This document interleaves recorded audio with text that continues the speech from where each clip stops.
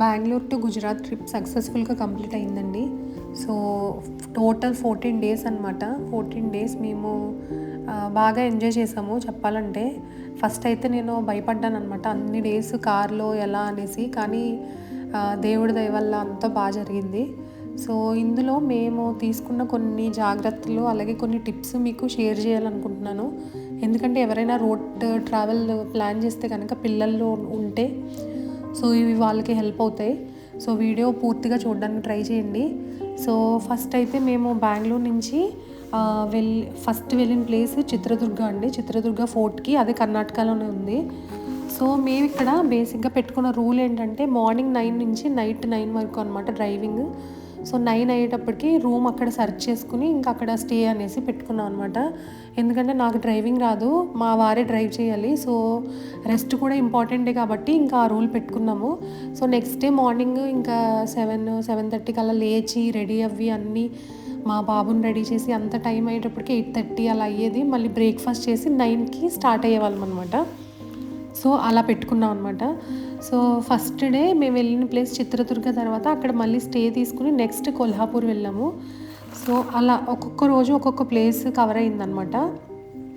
So ఇక్కడ tips ఏంటంటే, మీరు ఫస్ట్ ప్యాక్ చేసుకునేటప్పుడే మీరు పెట్టుకున్న లగేజ్తో పాటు ఒక ఎంటీ బ్యాగ్ కానీ ఒక ఎంటీ సూట్ కేస్ కానీ పెట్టుకోండి.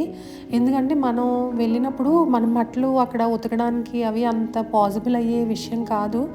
ఎందుకంటే మేము ఉన్న ప్లేస్ ఒక్కరోజే ఉండేవాళ్ళం అనమాట స్టే. 2-3 డేస్ అయితే పోనీ ఏదోలా మేనేజ్ చేయొచ్చు. సో ఒక్క రోజులో ఉతికి అవి ఆరడం అవంతా అయ్యే విషయం కాదనేసి మేము వేసుకున్న బట్టలు, సో మళ్ళీ అంటే నేను రిపీట్ చేసేదాన్ని.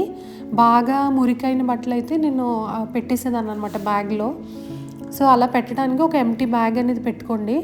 నెక్స్ట్ పిల్లల కోసం అనేసి మీరు ఒక చిన్న బ్యాగ్ పెట్టుకోండి. నేనైతే గీతు స్కూల్ బ్యాగే తీసుకెళ్ళాను. వెళ్ళిన ప్రతి ప్లేస్కి ఆ బ్యాగ్ క్యారీ చేసేవాళ్ళం అనమాట మేము.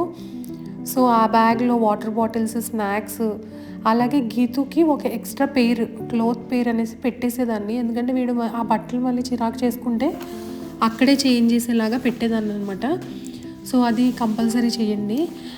నెక్స్ట్ ఏంటంటే రూమ్స్ తీసుకునేటప్పుడు మీరు ఫస్ట్ రూమ్ అయితే చెక్ చేసుకోండి. వెళ్ళి గీజర్ ఉందా, ఇవన్నీ సమ్మర్ అయితే ఏసీ ఉందా, వర్క్ అవుతుందా, ఇవన్నీ చెక్ చేసుకున్న తర్వాత కిందకు వచ్చి మీరు కొంచెం బార్గెన్ చేయడానికి ట్రై చేయండి.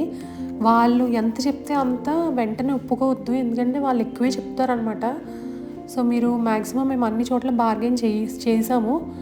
సో రూమ్ బార్గెనింగ్ చెయ్యండి. సో నెక్స్ట్ ఏంటంటే మోస్ట్లీ వెజిటేరియన్ ఫుడ్ ప్రిఫర్ చేయండి. ఈ హైవేస్ దగ్గర వాళ్ళు ఏం వండుతారో మనకి తెలియదు కదండి. సో మ్యాక్సిమం వెజిటేరియన్ ఫుడ్ అయితే బెస్ట్. అవైతే కొంచెం అంటే అంత బెస్ట్ అని చెప్పలేను, కానీ ఈ నాన్ వెజ్ కన్నా బెస్ట్ అనే చెప్పగలను వెజిటేరియన్ ఫుడ్ హైవేస్ మీద. సో నెక్స్ట్ ఏంటంటే కర్డ్ రైస్ అలాంటివి పిల్లలకి మనం కూడా రోజులో కొంచెం అయినా తినడానికి ట్రై చేయండి. ఎందుకంటే అవి మిగిలిన ఫుడ్స్తో కంపేర్ చేస్తే ఇందులో కల్తీ తక్కువ అని నా నమ్మకం. Butter milk, lassi and curd rice అనమాట. నేను రోజు గీతుకి కర్డ్ రైస్ కొద్దిగా తినిపించేదాన్ని. అలాగే లస్సీ రోజు ఒక గ్లాస్ తాగేవాడు అనమాట గీతు. మేము కూడా తాగేవాళ్ళం. సో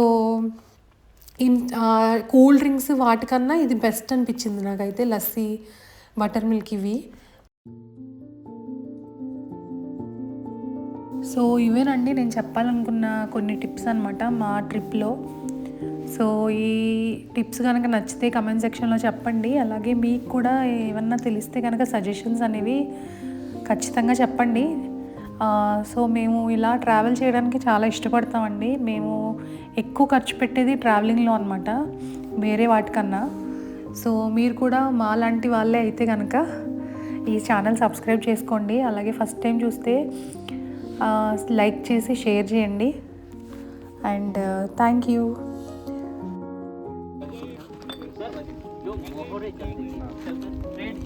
सिंबल लगता है ना यूनिकॉर्न, ऐसी मोहरे लगता है। लेकिन असल में तो मिलता नहीं आजकल ना, आजकल तो नहीं है, आजकल तो नहीं मिलता। उस टाइम रहा होगा सर।